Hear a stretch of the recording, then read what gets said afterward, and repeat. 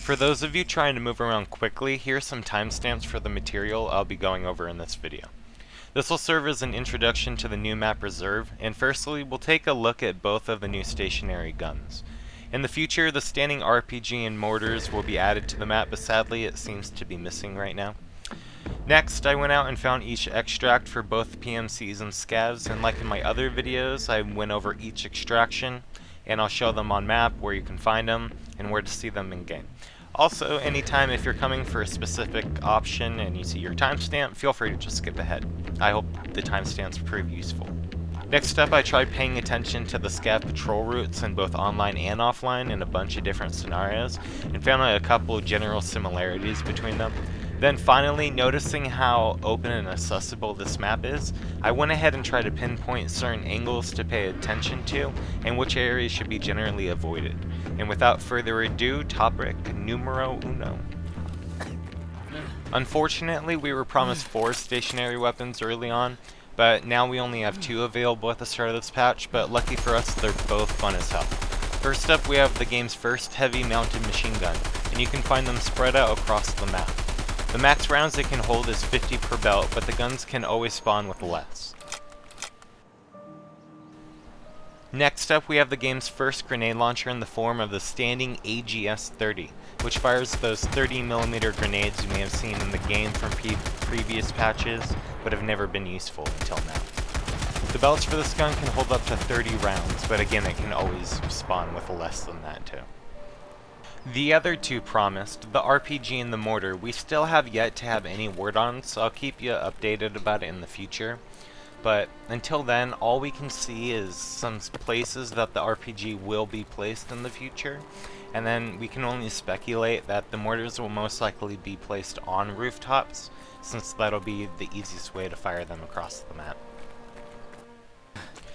First up for extractions, we have the only PMC exclusive extract, the Cliff Descent. You'll have to get to the top of the map behind the huge dome, and if you bring a paracord and have the ice pick melee weapon called the RR, you can use the extract to leave, and you'd actually go over that rock into shoreline if the map was open world. At the time of recording, I have no idea if the paracord is used upon extract, but I would love to know if that is the case. Please let me know. Then next up is SCAV Lands, which requires a little interracial working together to get out alive. As a PMC, you'll have to ally up with and extract with a player SCAV you befriend in raid. And realistically, I can't imagine this getting too much use, but the concept is super fun. Then we have the Armored Train, and arguably the map's most entertaining extract.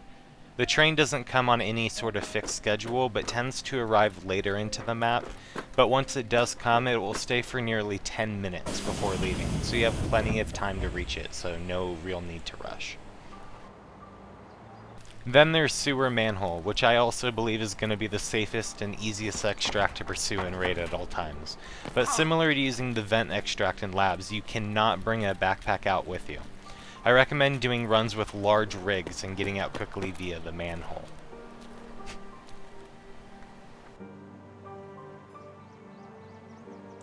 Then there's the first of the SCAV exclusive extracts, the bunker Hermetic door.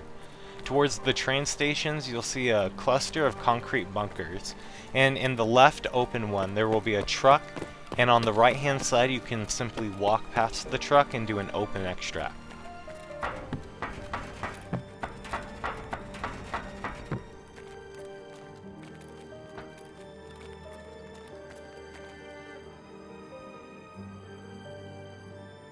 We have hole in the fence along the west end, and you simply have to run close to the small hole in the wall along the western fence that you presumably crawl through to enter the map, and then you're good to leave. Simple as that.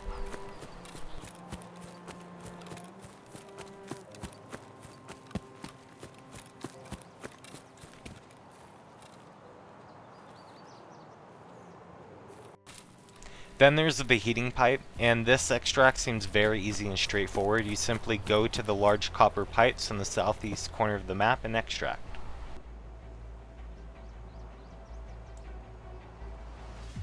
Mostly the scavs tend to spawn evenly across the map, but they always tend to end up in the buildings and loot heavy areas towards the center.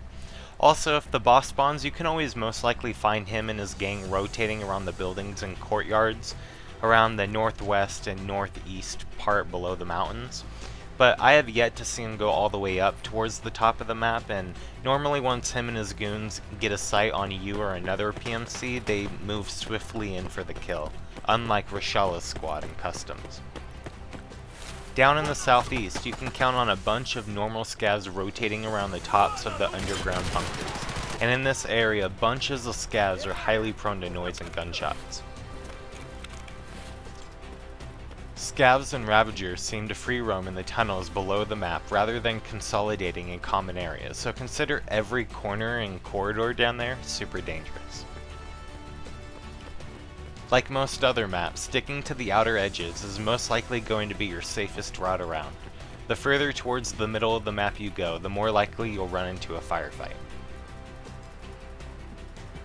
I really wish there was more to say here, but the boss doesn't seem to venture too far from the courtyard, so there's not a lot of tracking to be done there.